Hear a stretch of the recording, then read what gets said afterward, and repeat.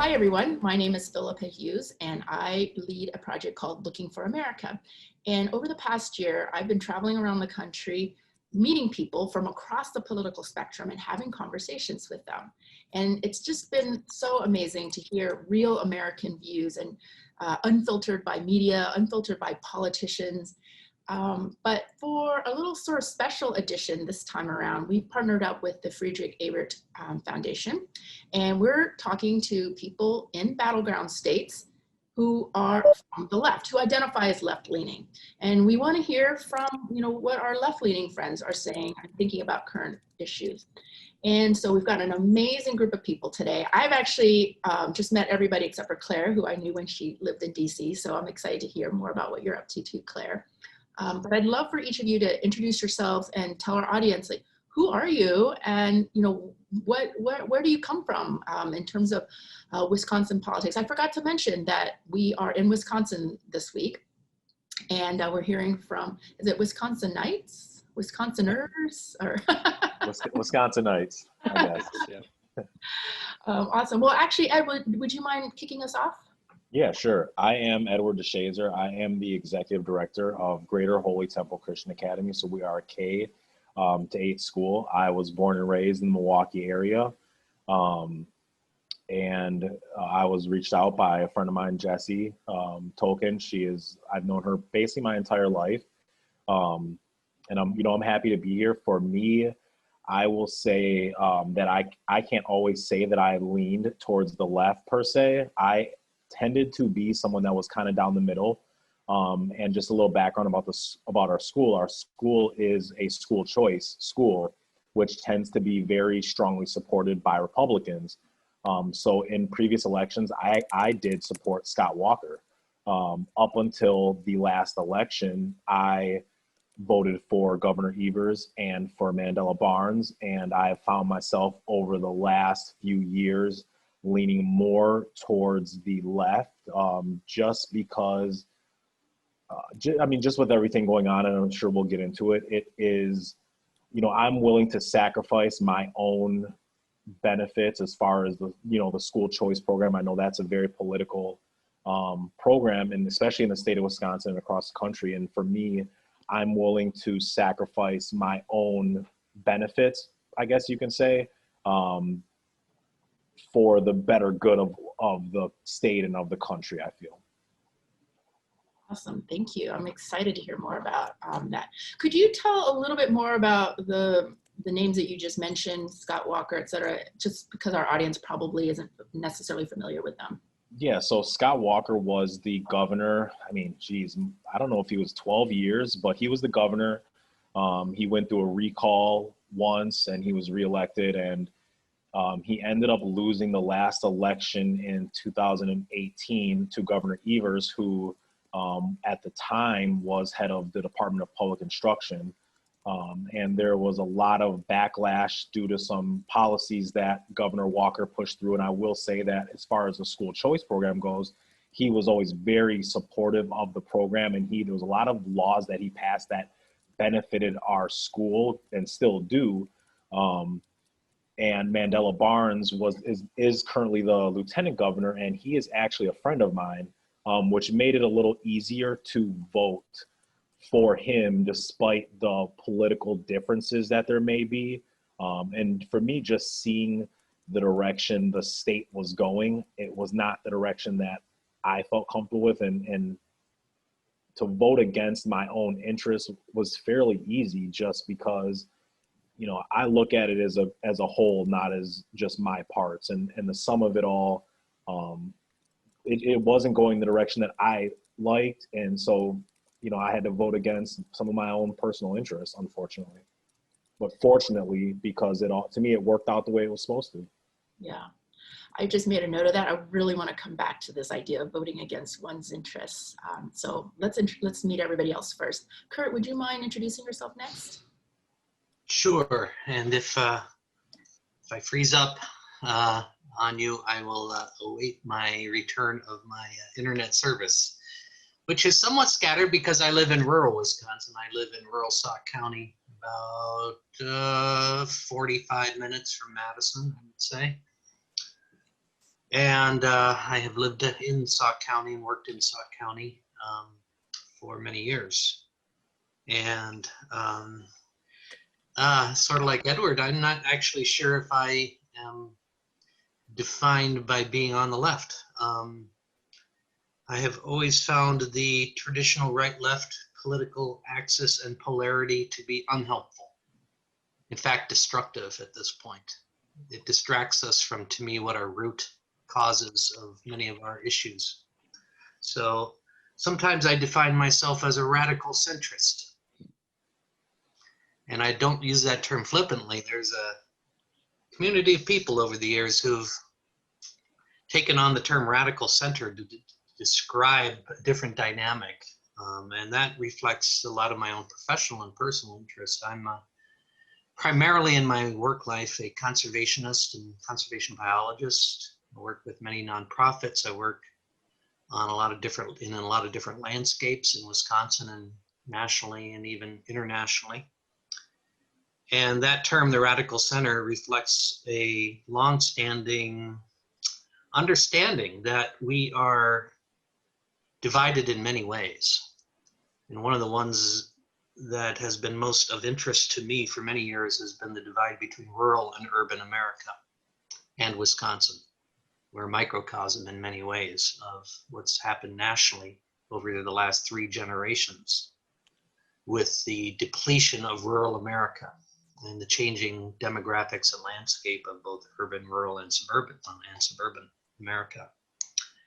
So I could go on and on about this because this to me is at the heart of it. It's been fascinating to watch in the last 4 years since the election of President Trump, how the understanding of this urban-rural dynamic is now part of the public conversation. It was not at all. And the way I put it actually quoted in a recent article was, it becomes a problem because one party has exploited the urban-rural divide and another party has ignored it. And so I'll leave it at that because there's a lot I could go on and I will never stop if you get me going on this theme and topic. But what Edward just said, and I'm sure what our other friends here will talk about, intersects a lot with that kind of dynamic that I've been most focused on. I want to talk to you, Curt, for hours. I've been thinking a lot about the radical center and whether I probably am moving in that direction. So thank you for that. Mike, will you go next, please? Sure, I'd be happy to. Good morning, here it is. I grew up in Manitowoc, which is a smaller city in Wisconsin, and have lived since then in Milwaukee for a year, then DC for 8 years, where I did a lot of schooling and worked for several years for one of our US senators, Russ Feingold. Then I lived again in Milwaukee for 2 years, and now I live in Verona, which is a suburb of Madison. In my day job, I do research and advocacy on issues that are important to poor people at the Community Advocates Public Policy Institute, which is headquartered in Milwaukee. And I'm also a lobbyist in that job, so I have a lot of interaction with our state government. I have a side gig as a co-owner of a very German-style beer garden at Olbrich Park in Madison. So it's Oktoberfest season, so a good time to be talking to our friends in Germany. And I also serve on the Dane County Board of Supervisors, which has I got elected in April to that seat. And it's been a very bizarre and trying, but also exciting time to be serving in a public elected office. And I'm a dad of 2 boys, which certainly during the pandemic keeps us busy, and I'll try my best to keep the mute button off. But we may have some visitors and some noise, who knows? Make it more fun. That's our life now. Yep. Thanks, Mike. Claire, will you go next? Sure. Hi, everyone. I'm Claire. I was born and raised in Madison. For college, I left, went to New York, and then spent a number of years living in different places, but returned to Madison about 5 years ago. Wanted to be contributing to my home and also be closer to family. I'm really glad I have come back, and it's really a great state. I am the executive director of an organization called Sustain Dane. Sustain is in sustainability, Dane is in the county where Madison's located. We work a lot with private companies who are looking at how to bring sustainability to their practices for environmental health, also for, reducing expenses, profits. We also talk about people a lot and kind of where kind of equity is important for how you get to a sustainable community. I have 2 kids, a boy and a girl. One of them is school aged, one of them is too little, and it's also an interesting time to go through the pandemic with children. I'd say I am on the left. I was raised in a very democratic family, household, watched debates and talked about it as a kid, and feel really kind of settled in that area. But my family is not all that way, my extended family. My parents are from a very small town in Wisconsin. My grandpa owned a soft water business there, kind of the small business side.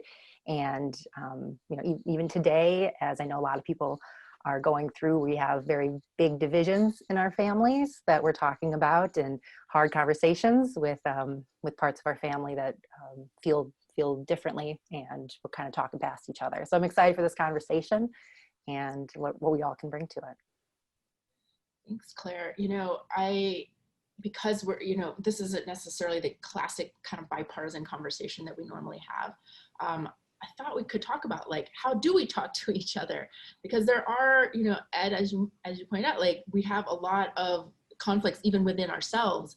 And so I just find it really interesting to figure out, how do we have conversations with our actual family versus how we actually have conversations with strangers? Like, I find it much easier to speak to strangers who disagree with me than my family. There's not history there. Too much stuff. How do you all manage those kind of conversations in your personal and your professional lives? I guess I'll go first. And for me, it's a little different because not only is there the political aspects that are going on, but with everything else with the Black Lives Matter movement. So I have much more difficult conversations that I've had to try to have with friends of mine when I see things they post and they say.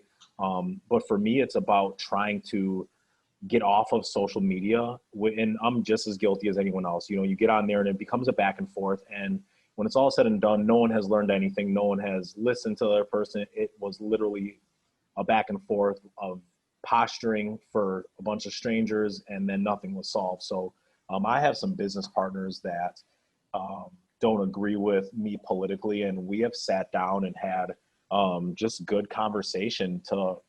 I think what happens is right now people, they listen to respond versus listening to understand where someone's coming from. And it is very difficult for people to have empathy for one another. And that's whether you're Republican or Democratic. And it's understanding that how you are raised a lot of times influences how you are when you get older. And I think people don't think of that. They just assume that their perspective is right. And if people don't agree with that, they're wrong. Where for me, I've actually sat down and there's other friends that I thought were good friends where I reached out and asked them to have a conversation and they didn't want to. And at that point, to me, how I feel is, if you're not willing to even listen and have a conversation, then I don't really see where a friendship can lie, because friendships are built on understanding and respect. And if we can't sit and have those conversations, then, I'm getting too old to just have friends to have friends. It's not a popularity contest anymore. It's, I'm trying to surround myself with people who support and believe in me, even if we don't believe politically, you still have to understand and support where I come from. Yeah. Well said. Curt, you mentioned, the rural-urban divide. I'm really interested in exploring that a little bit more, because it isn't just about Democrats and Republicans, conservatives and liberals. There is a cultural divide, I think, that's happening. Can you talk a little bit more to that? Oh, I could talk forever about that. So I'll try to be succinct. Yeah, well, we'll start with this. Everybody's now familiar with red and blue. and in our political maps. It's not blue states and red states. Every blue state has red rural areas, and every red state has blue cities. So much more fundamentally, it's about the division between urban and rural America, with suburban America kind of there, always in the middle, going one way or the other, more purplish, right? And partly I'm an environmental historian in my professional background too, so I've done a lot of work on the history of environmental and conservation ideas, but that blends into our changing social reality too. And a lot of this for me traces back to the changes in agriculture. In most of America, rural America is agricultural. And we've had a revolutionary change in our lifeways since World War II in agriculture. And it's not separate from the cities because we're all connected. But as agriculture has become more industrial, and as small towns in rural America has been depleted and exploited, as the environmental expression of that has become more and more problematic, as our food systems have changed, as our economies have evolved, as our demographics have shifted, we've created this divide between our urban communities and our rural communities and landscapes. And we hardly recognize it.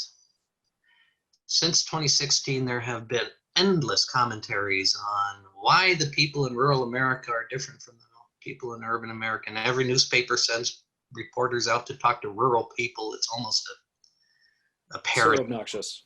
Yeah.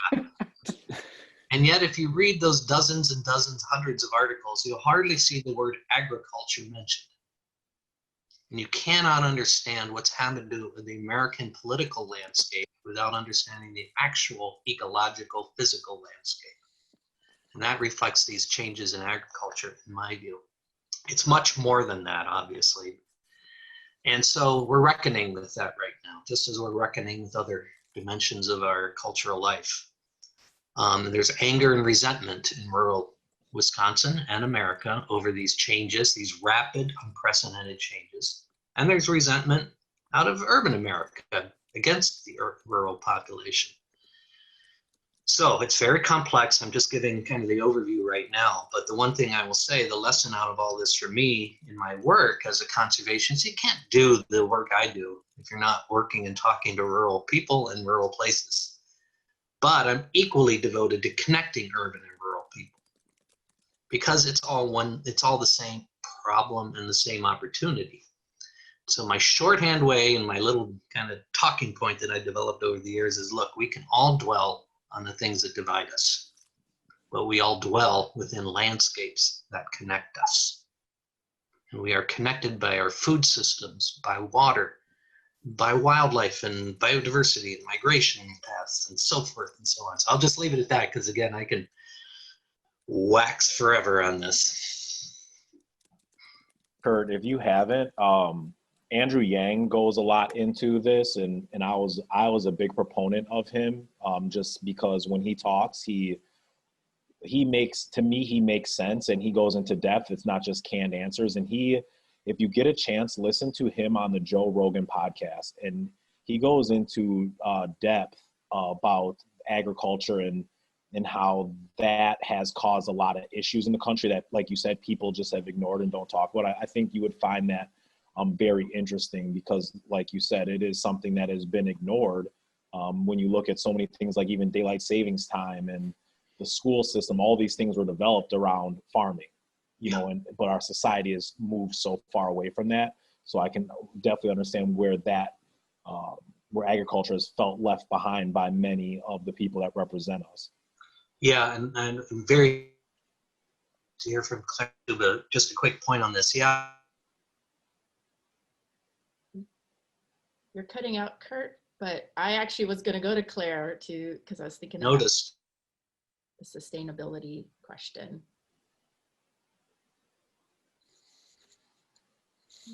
Okay, hopefully Curt will come back in a moment.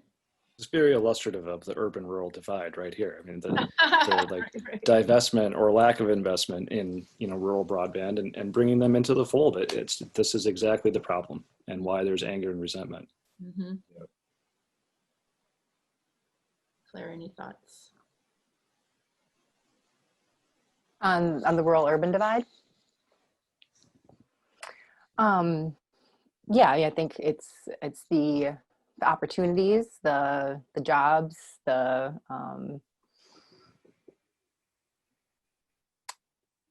guess agriculture. I don't have any connection to agriculture.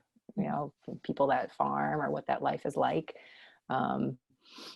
and work mostly with it in terms of thinking about all of the sustainability aspects of agriculture. So the biodigesters that we're trying to bring here, and how are we going to use that to be funding farmers through actually turning cow manure into methane and into renewable energy, that kind of thing.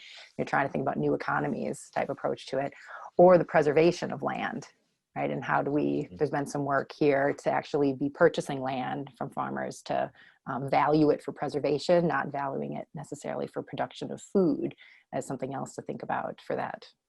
What is that land about? I also find it really interesting to think about the generations passing down, or the lack of passing down the farms, and kind of selling off. What does that mean? And are there people that would want to go into farming that are maybe not part of a family, but that connection doesn't exist for those to get into it? Yeah, I think there's certainly a divide in our state, and say yes. And I think it's a really important part of understanding kind of who we are as a state in a lot of Midwestern states. Yeah. And so I think often lost in this conversation is that there are so many commonalities between the challenges in urban settings and the challenges in rural settings. Everybody struggles with schools and whether our school is a good school or not. There's a common struggle with roads. And I think this was part of how our current governor Evers was so successful in the 2018 campaign, was just talking about the things that matter to everyone. Because there are these commonalities and we should be talking about them a lot more. Rural has felt these changes in agriculture, as Curt mentioned, and urban has certainly felt the changes in manufacturing over the last 3-4 decades. And we're now part of the Rust Belt instead of being the second largest manufacturing state in the country, as we used to be, behind Indiana. And changes in things like food systems are drastic and very important to our daily lives, and not something I think people think about, on a daily basis. Just sort of, am I fed and happy or not? And not thinking about all of the things that went into bringing that food from farm to table. And so I think that anger and resentment in rural about the changes, and anger and resentment in urban about the changes there too, but also against those in the rural area, it's an unfortunate, I think, dialogue, because there are these commonalities that we should really be focusing on and talking about and working together on. I mean, I think that's sort of, I didn't mean to put you on the spot, Claire, but I was thinking kind of on a personal level. I've lived in this city for 20 years and I don't really think about the rural parts of our country. And I'm always so surprised when I go and I meet people and I'm like, oh, they're like nice, normal people, just like me. And so that's sort of something that I've been thinking about is, I follow the news. I'm a real, I really love politics and I really like to know what's going on.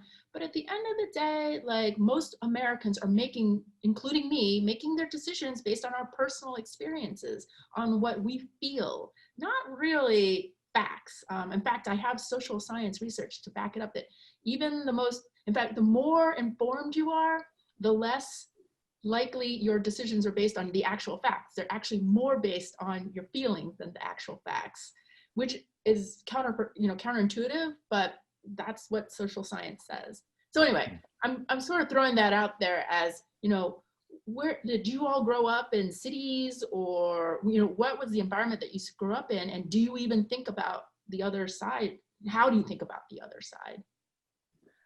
I grew up in Madison, so more of a city, but then living in much larger cities, coming back to Madison, it feels much smaller and slower pace of life. But I do remember being struck by some coworkers who had lived in much further rural areas them moving to Madison and saying, it's crazy here. And, I got to move further out into the suburbs. And that really did stick with me of, oh yeah, the perspective is completely different. And what people are comfortable with is completely different just in where you're living, and what, I thrive on having that interaction of neighbors and that really, really knit community. And I know others thrive on, I need land and I need space. Yeah, it was similar for me. I grew up in a city environment, and I played football in college, and I played football in St. Cloud, Minnesota. So it is, 100,000 people. And the interactions, for example, one of my teammates is a freshman. I was the first Black person that he ever said he had a conversation with.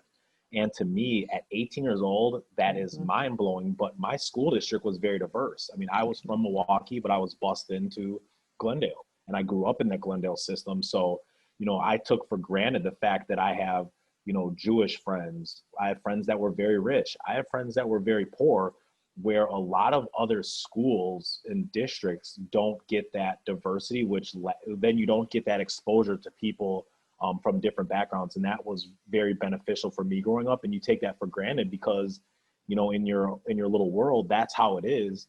And then I started meeting teammates, and I'm going to their houses, and it's like, wow, like this is the middle of nowhere, and it's such a different upbringing. But then, when they say some of the things they do, and they feel some of the ways they feel, I don't agree with what they say or do, but I can understand because like you haven't had exposure to the same things that I've had exposure to.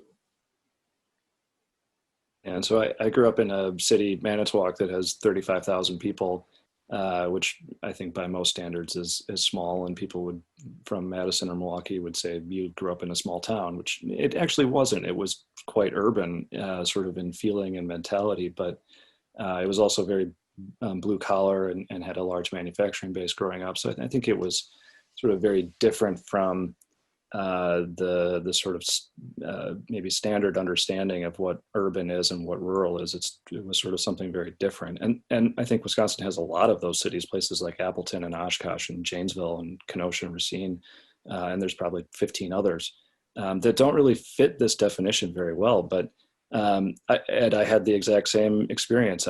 First conversation I had with a person of color was my freshman year of college, which was strange, but just sort of the product of growing up where I grew up, and having gone to school in DC at American University. There was a large population of international students, and learning from them and the sort of broad diversity of experiences and backgrounds and ways of doing things and just different cultures. It was exciting and really interesting to be involved in. But there's also, I think, a side of people who grew up in places like that find that scary or intimidating, and they get uncomfortable in those settings and just don't know how to be a person, which is, I think a big part of where a lot of our political discourse goes wrong. Just sort of forgetting about being a human. Just look at Twitter. This is not human interaction as we should probably understand it to be. So I think we have so much work to do, and these conversations that you're doing, Philip, I think are brilliant to try to bridge these gaps and help people realize that there's more to life than our little bubbles that we're either stuck in or choosing to be in. Yeah, I mean, obviously I agree. And I'm really stuck right now because how do we burst those bubbles? Like it took you until you went to college to talk to a person of color. Some people may never, like they may spend their whole lives in their little community, and that's fine. But also, how can we like share more of our stories? Anyway, we don't have to answer that question right now because it's a really hard question to answer. Yeah. But I love your insights anytime on how we address that. I hope Curt comes back. I really want to get more of his perspective. Do you want to send him the phone number? I mean, could we at least have him call in? Yeah, that's a good idea. I wonder if he's even trying to. It's shucks, this is a real bummer. He's so interesting. I don't know what the phone number is. Oh, here it is. Okay, sorry. Yeah. Got it. All right, let me just do that real quick. We're gonna edit all of this part out. You just put his face up on the where the phone will be. All right, hold on. Well, this is editing. I'm going to remove that little tractor behind me. Oh.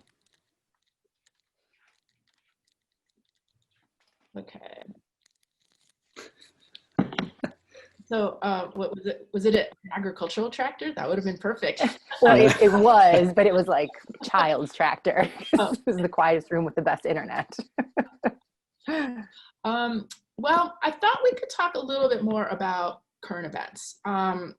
You know, every week, as you know, things change, and it's sort of like I never really know where to begin because everything last week seemed very important. So I'm just gonna. It's so hard to keep up right now. It's like crisis to crisis. How do you focus on one and get one taken care of before the next one? Yeah. Yeah. I mean, it feels like not just 2020. Like it feels like the last 4 years. It's like I don't know. Like what's the crisis du jour? So this week's crisis, I thought we could talk about Trump's taxes. I was pretty excited when I saw that. Oh, here comes Curt. Let's give him a second. Curt, you're back. Yay. Welcome back, Curt. Yay. Welcome back. Welcome back, Curt. We had a great conversation about rural and urban.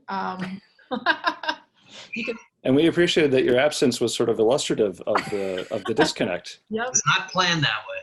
Yeah. I actually upgraded. The cable made it out to my corner of rural Sauk County.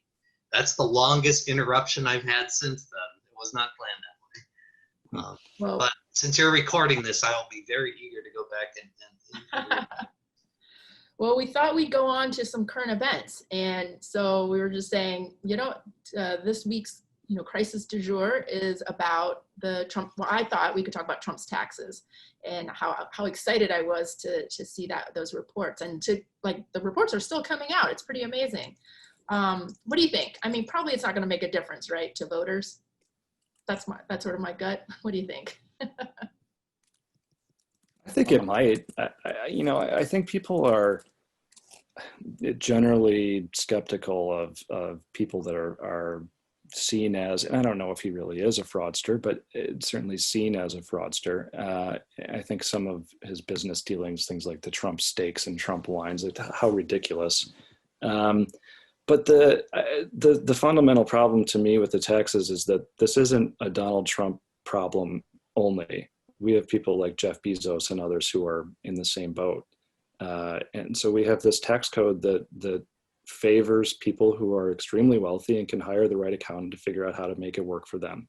So we have a system that can be gamed if you're smart enough and you have the privilege and you have the right people working for you. And that's a problem. That's an advantage that those of us who are paying our taxes and doing what we should do, especially running a business, I think as I mentioned, it's sort of unfathomable to me to have a $0 due at the end of the day. So I think voters probably get a question mark in their minds about how can this be? How can we have a system that's like that? And I think part of the problem, though, is that we've had, and I think we can point the finger at both sides on this, that special interests have bought a tax code that's favorable to whichever issue they're working on. And that's fundamentally unfair to everybody else who is doing things right. Yeah, I agree, Mike. And that's a conversation that, along with taxes and, justice system and all those things, people say that the system is broken, and the system is not broken. The system is doing exactly what it was designed to do by the people who put it in place. And it, like you said, it's not a Trump problem. It is a fundamental problem that people that make that much money are able to, scheme their way around the system. And you hope that these type of things come to light, but you also look at people who are in similar positions. I always use a guy like Wesley Snipes. He went to jail for 3 years for the exact same thing.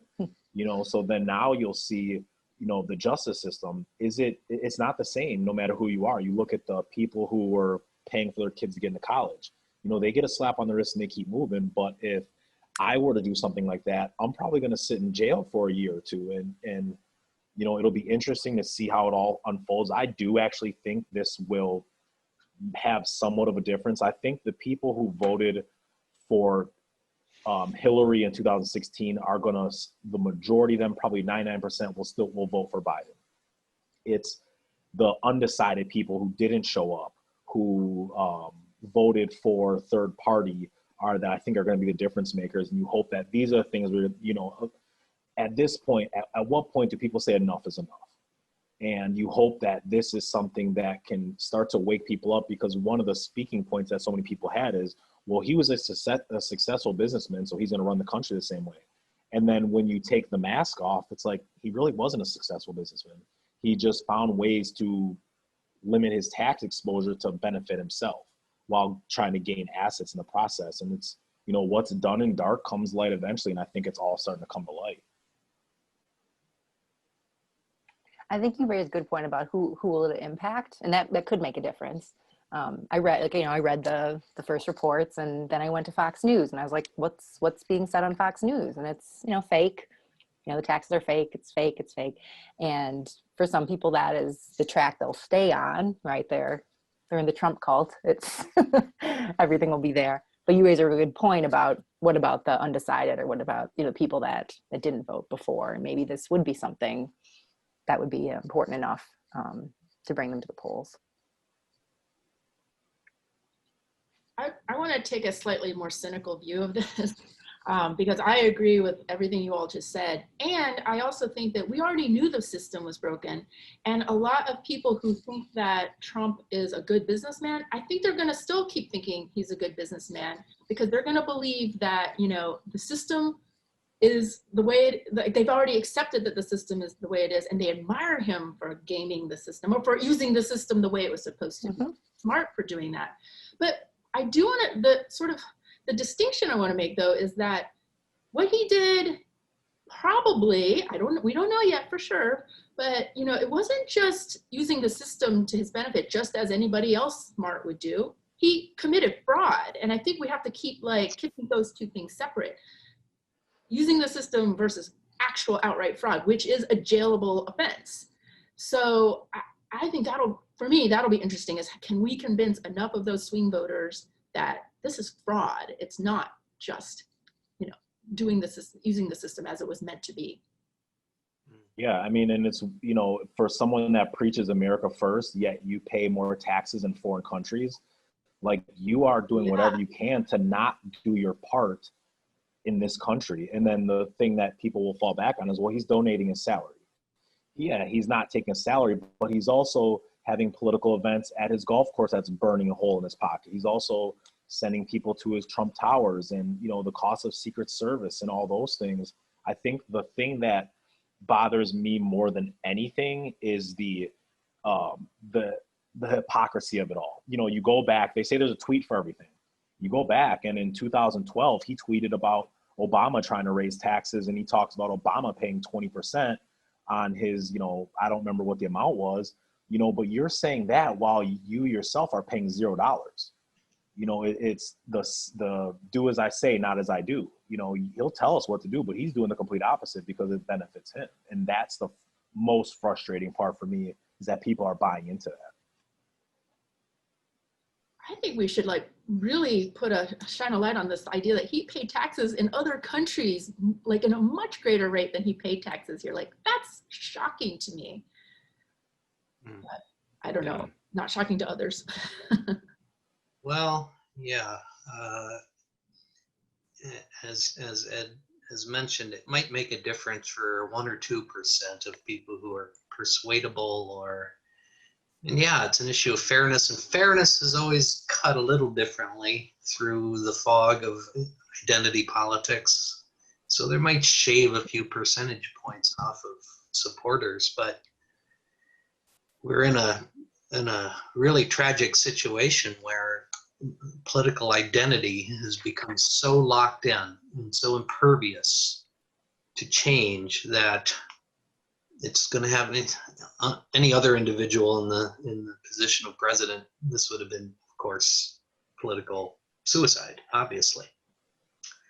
But we are in a situation where we are locked in. The value systems have locked us into our places in terms of political identity. And it's going to have a minimal effect, but maybe an important one still, I mean, what I would say though, Curt, is, in Wisconsin, it was only a couple percent as to how he won. Absolutely. So it's like every little bit counts. And I think I was kind of guilty of this. You come to the feeling that your vote doesn't count. And I know, especially in big cities, and you talk about the rural and urban divide, that's the reason that a lot of these systems were put in place. Because if you just go straight popular vote, the rural communities will never have a voice heard on a national level. So, I think those percentages matter, and it's the people that just refuse to come out and do their part is why we continue with the same systems in place year after year after year, no matter what party's in office. Yeah, let me respond to that a little bit, Ed. Rural people actually have a disproportionate voice in our system nationally because of the Electoral College, because of the Senate. And we're seeing that. That's the crisis of the moment, particularly with the Supreme Court situation. Because rural states and rural places have a disproportionate representation relative to urban citizens. And the Republican Party, this is their moment to take maximum advantage of that structural, built-in historic legacy. And maybe their last. Because if Democrats prevail in November, they will say, we will expand the Supreme Court. Mm-hmm. We will admit 2 new states, whatever, So we are really reckoning with built-in, not only social, cultural legacies of American life and culture, but political, structural, constitutional built-in inequities. So yeah, you're right. I'll stop there. No, I agree with you completely, Curt, and it makes sense. But like we had kind of talked about it earlier, we have completely different situations, but our problems are the same. The rural community and the opportunity gap is no different than in the inner city of Milwaukee. And we're in the, when our school went virtual last year, the first thing I noticed is internet is a luxury. As much as people like to think it's just some, it's part of everyday life, the same way you're just getting certain services out there. We have kids that have surrounding their neighborhoods that can't afford to have those things. And, we have a lot of the same problems, but I think the issue is how do we solve these problems? That's where a lot of the disagreements are fundamentally with people, but it's the same problems that you're having, that a lot of the kids in the inner city and families that I work with in the inner city are having the exact same issues. Absolutely. And let's just choose one more of my favorites, and that is our food systems. We know and have long known that folks in cities, especially in poor communities, don't have access to healthy food in the same way. Milwaukee's actually been a real leader nationally, even globally, in trying to address that issue. And so we have a lot of, every problem suggests its possibilities for solution and opportunity. And it's one of the ways we can overcome the divide between urban and rural, is saying, look, we all want healthy food. We want all want farmers to be supported in their hard work, and we all want communities access to a fair and healthy food system, just to choose one really important dimension. So yeah, every problem always suggests a positive solution. But our political parties don't work at that level. The money, especially in Wisconsin, has poured into dividing us. It's manufactured this division that exists. Well, let's say it existed, but it hyper-inflated it. And so yeah, it's hard to overcome it, because the Democratic Party said if we can just get 51% of votes out of Madison and Milwaukee, we can ignore the rest of the state. And if Republicans said if we can gerrymander the whole state of Wisconsin, we don't have Madison and Milwaukee. They're not real Wisconsin anyway. That's the divide we found ourselves inheriting after, and it didn't just happen. It was manufactured, and it's been building for decades. Curt, don't get me started on my rant about the polarization industrial complex that is fueled by profit and not people. But my friend calls it the conflict industry. Mike, do you work or think about the food systems, like the disparity in food systems in your work with poor people's advocacy? Yeah, I mean, we largely defer to the organizations that are working directly on those things, like the Hunger Task Force in Milwaukee are outstanding and do really good advocacy on these issues. Same with Second Harvest, that has a pretty large statewide footprint. And so, I mean, yes, the people who struggle and have low incomes, obviously they struggle to find healthy food and a healthy lifestyle. And all of that ripples into the inequities that we see in outcomes in education. Ed, I'm sure you see this. If a kid's hungry, that kid can't focus on learning. That's the sort of first thing that goes out the window, is an ability to learn and concentrate and be in the moment that they need to be be in school. And then there are so many other things that follow when there's any kind of economic insecurity, but especially food security in a household, violence, just the sort of breakdown in peace that can happen. So yeah, it's certainly an issue that we work on, and I wish that our policymakers were paying a lot more attention to, especially during a pandemic when all of the insecurities that we saw before have been so largely magnified by people losing jobs, by their ability to inability to use things like public transportation and go to places that they used to go to be fed and be warm and be safe. And with winter coming, I think we're really looking at a dark period for people who were struggling before and struggling even more now. And it's just so troubling that we have a legislature that hasn't done anything in months. We have a Congress that's sitting on its hands, unable to pass another stimulus bill that's absolutely necessary to get us through the next few months. It's just so disheartening, and the pandemic has really highlighted, I think, the inadequacy of our system of helping people get through a hard time, and the sort of incongruity of our government's ability to meet a difficult moment. It's just not able to do it in a timely way. And some of that's by design. This is another institutional problem of our constitutional republic, but it's also had, probably a historic benefit in a lot of ways. But when times are tough, it's just too slow moving to really meet the moment here. And people are suffering. We need to just be doing so much more.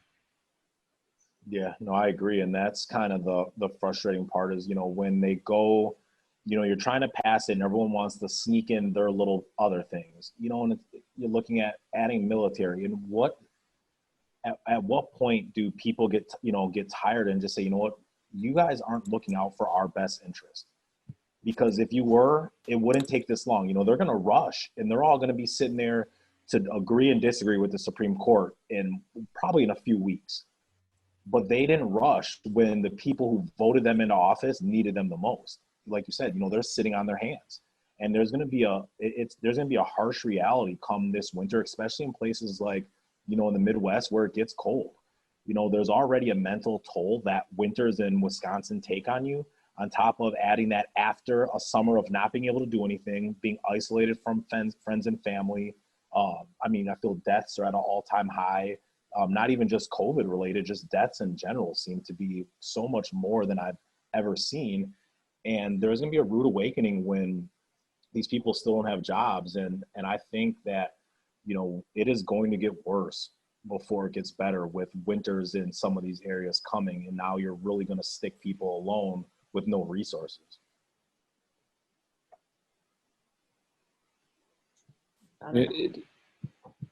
It's really sort of blown a hole in this idea of American exceptionalism, that we're just so much greater than everybody else. And we're really struggling, I think, with that identity and proving that we have a lot more work to do. And the choices that we're making in policy are, based in the wrong things, it seems, either a bad value set or trying to satisfy some interest that's looking for that, instead of really taking care of the people who need to be taken care of, and doing this together as a people. It's hard to watch. Yeah, and I think a lot of that just is how, I always look at inequities in the Black community, and the first thing people will say is, well, those people could have made better choices. And we're not looking at all the systems and everything that has led up to this. What's happening today is hundreds of years in the making. You know, the world is moving, or the country is moving, and we're still doing the same things we were doing 100 years ago and wondering why we haven't solved problems here. Yeah, that narrative of people's individual choices, like you made a bad choice, that's why you're stuck in this thing, that's so damaging and counterproductive and largely untrue. Sure, there are some people that make some bad decisions here and there, but a lot of that also a product of the environment that we're in, the upbringing that there maybe was, cycles of violence or whatever.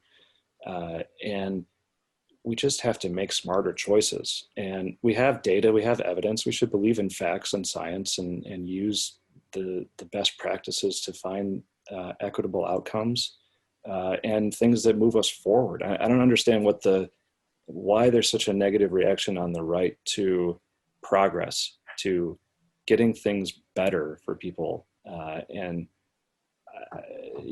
satisfying the sort of wrong things. It just doesn't make a lot of sense to me. I can't. I mean, I think that's where you start getting the words like socialism and those type of things get thrown out. And it's, I don't know the full details of socialism. I'm not going to pretend to, but even something, if someone were to talk about a library that's free for a community, people would call that socialism these days because you're giving people a free service. I mean, and it's, I feel like a lot of these terms just get thrown out and people just take them and run with them. And it's like, at what point we're all helpless one to another, so if my neighbor is struggling, then my community's not good. And I think like Mike was saying, it's become so individualized that as long as I'm good, I'm not worried about anyone else. And I think that is the American way. But to me, that's the wrong way. And that's why I'm disappointed in the country that I love. Yeah. I don't know if that's the American way. Say more, Claire. Well, I mean, I hear that argument, right? But there's been times in our history where we have all made great strides forward, right? We have, if you look back, we're in a different place. There is still a lot of really nasty stuff underneath. The system is still not equal and not just. But I do think we have made steps forward that if we just were to say it's only me, we couldn't have done. Makes sense. The analogy that I heard once that always sticks with me when I hear this conversation is that our system is like one of those moving walkways at the airport that's just going, right? And some people can hop on, they can run, right? They get ahead because of all the ways that's been put in place and built for them. And some people just kind of get on and they don't realize that they're moving forward and benefiting from that. But like to actually try to work against it, like takes a lot of work, right? If you're trying to like walk backwards on it to like, oh wait, no, we need to fix this. Like it wasn't made big enough, or, it needs to have different on-ramps and that kind of stuff.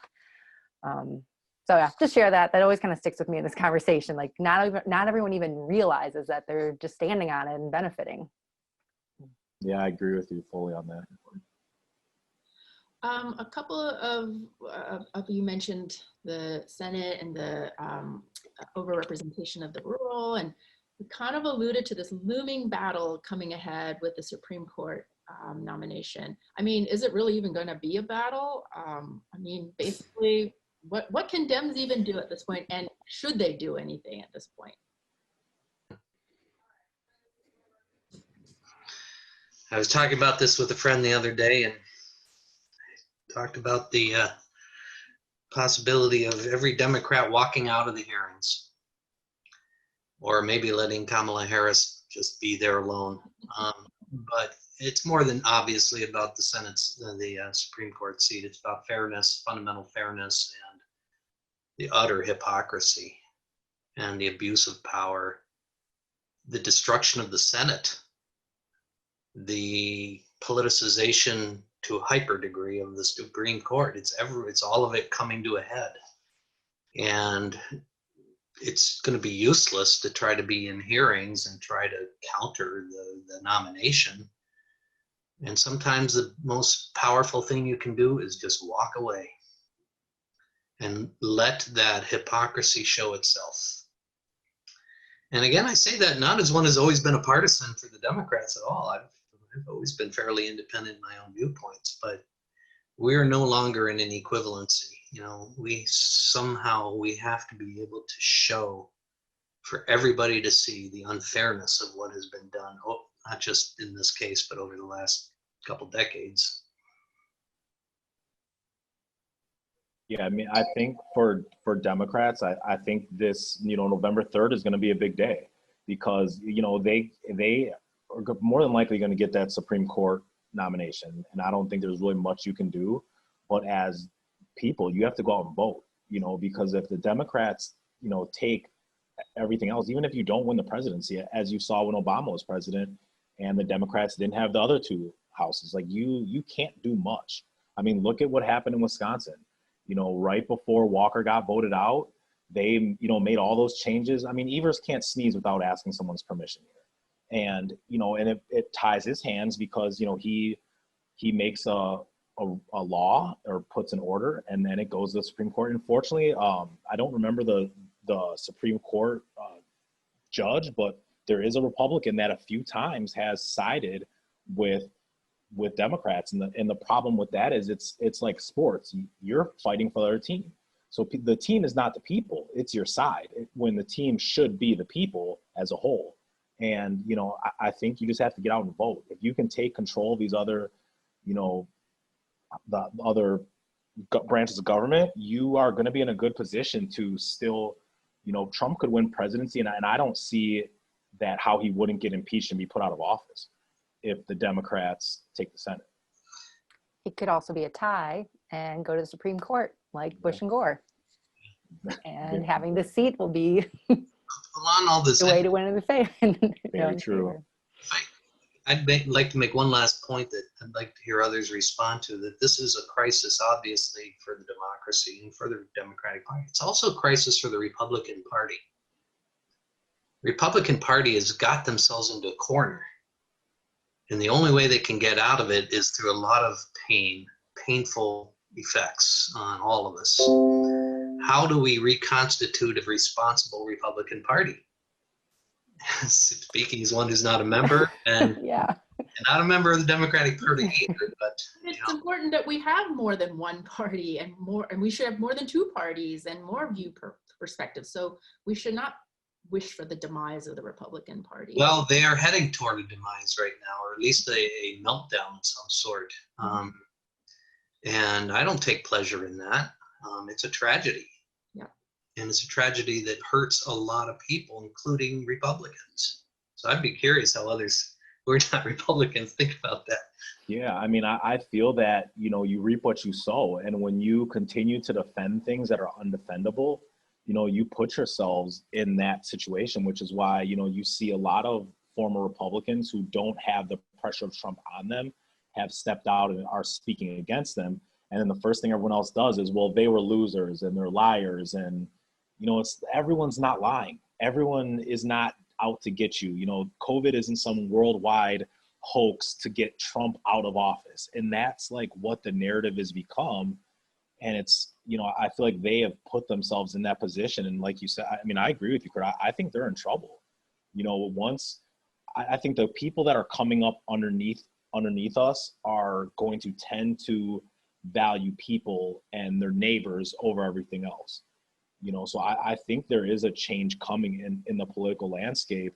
I just don't know how long it's going to take to fight through the systems that have been in place for so long for it to get there. Yeah, I think the loss of the Supreme Court seat is a result of 2016 and not winning enough seats in 2018, and there's nothing we can do about it right now. I think you're right. Even walking out of the hearings, what does that really do? I'm not sure. You make a point about their hypocrisy. That's important, but I think it's not going to change the result. That's baked in. That's a result of losing elections in the past. And I hope that people on the left side, on my side, realize that we can't lose these elections. We can't not show up. We can't vote for somebody who's not going to win in a third party candidate. We have to show up and do the work and win these things. And we will likely be outspent in every election. That seems to be the trend that's been going for a long time. And the thing that Republicans, that Mitch McConnell and his team have understood is controlling the judiciary means controlling your own destiny. And you can pass any law that you want if your judiciary or third branch is going to hold that up and say it's okay.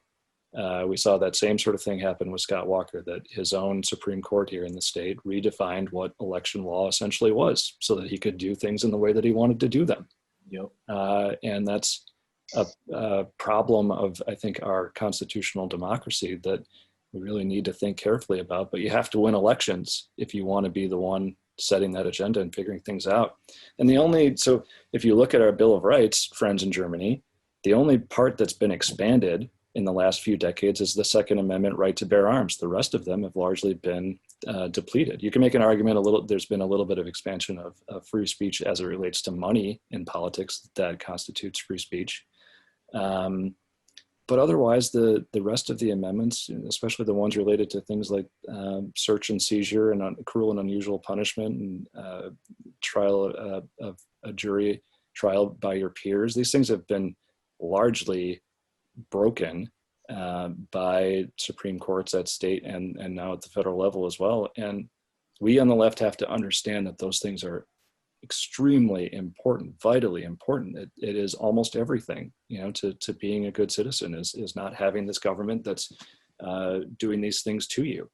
And so the right understood that, and they have understood what it takes to win the power to control their destiny. And I think we on the left need to think very carefully about how is it that we are going to get power and keep power, but do it without sacrificing our principles, obviously, which I think a lot on the right have done, as you mentioned, Curt, and they probably broke themselves in the process, but they've gotten to this point where they can do what they want. Yeah, I think piggybacking off what you're saying, Mike, our school is we're a polling place. And I think it is critical, and I think the Republicans have figured out every election matters. Just because the president's not on it, it doesn't make it matter any less. And I can say, we're in the city neighborhood, and the line when Obama was running, I mean, it probably went blocks. But come, 2018, it was probably 50 people that came through. But these other elections are just as important because, the president can only do so much. And that's the election, especially, poor in the Black community, they will come out, for Obama. They somewhat came out for Hillary. They will not show up when it's a Supreme Court election and these other things. And it's like, these are, the Supreme Court is almost more important than the rest because you can fight it all the way to there and they're going to ultimately decide what they want to decide. And I think people are starting to become aware of that, but you have to get out and vote you can't take any election for granted if you want your voice to truly be heard. On that note, I want to share a little theory on the record that I've been thinking about recently is that now, if it does, like you said, if the election does basically come out equal and it's unclear about who wins and it does go to the Supreme Court, I think it's it will get decided against Trump, even though he has his majority of conservatives, because they've got what they want. They got the conservative Supreme Court and they got their tax cuts for the rich. And they actually need him to get out. He is destroying the party. And all those people Republicans who want to run for president in 2024 would rather run against Joe Biden than to be a third-term Trumper. So that's my theory that I'm putting on the record, that if it does come out even, a silver lining is at least we'll get Biden. I hope you're right. Despite all odds. Time will tell. So let's, this has been so amazing. I really appreciate hearing all these perspectives. So much to think about too. I feel like we could have a whole conversation with each of you, just talking about stuff. So thank you so much for taking the time to talk today. Thought maybe we could end on a kind of a fun note. Can you make a prediction for which way Wisconsin's gonna go, which way the electoral votes in Wisconsin are gonna go in November? Yeah, I think Wisconsin is going to vote for Biden. I think Biden takes it, and I was someone that was telling people Trump was going to win before he was even picked. I think if you look at what happened with the Supreme Court election in April or March, whenever that was, the fact that people still got out and voted, I think that really showed, and I think people are tired. If Trump didn't win last time, I think Walker is still our governor. I think because Trump won, people are like, we're tired. And I mean, Walker won everything he ever ran for, and he got beat, so I think Biden's going to take it. And I'm one of the people where I don't think it's going to be as close as people think. I hope I'm right. Well, I've worked in politics now for a long time, and lived and breathed the polls, the polar coaster, as some call it, sort of going up and down in my feelings with it as it goes up and down. And I think I sort of swore off after 2016 looking at those polls because it's just not helpful to my psyche and how I do things. So, why bother? And so I probably shouldn't be in the prediction game either, but I like to believe Ed's right that Biden wins big, more than 5% spread. And I think we are going to win the U.S. Senate, probably more seats than people think, which will be great. We'll get a majority there, have a majority in all three, the Congress, House, or the House, Senate, and the President, which we'll see. Hopefully that will help us dig out of the pandemic problems that we're in now, and more. Predictions, Claire? I'm going to go with the Biden vote too. Yeah. I'm nervous, right? 2020 has thrown curveballs every single way we turn. So when Godzilla shows up on election day, oh, okay, well, there we go. But looking at it right now, I think there's a lot of stuff that's pointing towards Wisconsin's wanting to see something different, and they're going to vote for Biden. Curt? Well, I'm cautiously optimistic that Biden will prevail. There are a couple factors that are going to play out over the next month. Yeah, the Supreme Court situation. One we haven't talked about, if you look at the pandemic COVID maps, Wisconsin is now a hotspot. And within Wisconsin, the Fox River Valley and Green Bay area are the hottest of the hot spots. And that may have an effect. I mean, if the curve does not go back down, those areas are going to be in crisis. They're already in crisis. Green Bay is already facing a health crisis, particularly. I live in I'm in the swing county of the swing state. Sauk County is 50-50. Trump won by 100 votes. Wow. The other factor that I'd mention here that's very relevant for Wisconsin and is not so much appreciated nationally, although it's getting more attention lately, is western Wisconsin. Where I live, the driftless area of western Wisconsin, Philippa, this is the non-glaciated part of Wisconsin. Okay. And it may seem not relevant, but it's highly relevant. Western Wisconsin is one of the few parts of rural America that tends to vote at least more in the center, sometimes more on the Democratic side. There's reasons for that, and I've written about this myself, actually. It's fascinating. It kind of swings. It's very independent. It's not that it's more Democrat or Republican. It's more independent. And that's why the Trump campaign has been putting a lot of attention. Trump's going to be in La Crosse in the next day or two. And so watch western Wisconsin, because it does tend to swing and is something of a counterbalance to the rest of Wisconsin versus Madison and Milwaukee.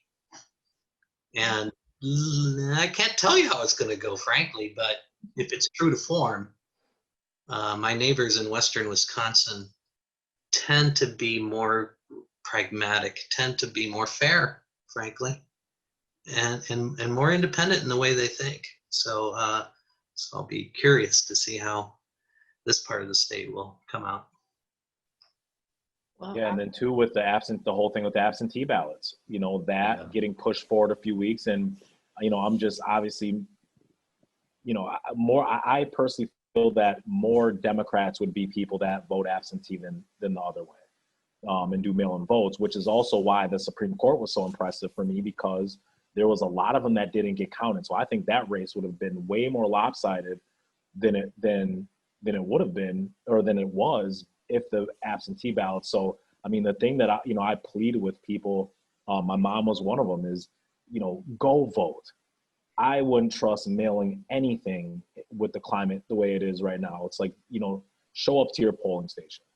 I think that is one of the ways where, we're not going to find out who's president probably till December or January, unfortunately. It's not going to be a night decision like we're, a couple of days later like we're used to. There's going to be some chaos that's going to happen after the election. Even if it is lopsided for Biden, I still think there's going to be a lot of chaos. And, I just think people showing up to vote is going to be the only way to somewhat put a Band-Aid on that. I think that's a great way to end. And, we're going to be sharing this with an American audience too. So I hope whoever's listening is voting, and Go vote. Everybody vote. Everybody go vote. And I have to agree with you. Like, if you feel comfortable and safe voting in person, please do that. Thank you again so much. This has been so enlightening. I am watching Western Wisconsin, and I feel more hopeful than ever, actually. I came into this feeling a little cynical, so thank you. Take care, and thank you again. Nice to meet everyone. Thank you all. This was great. Be well.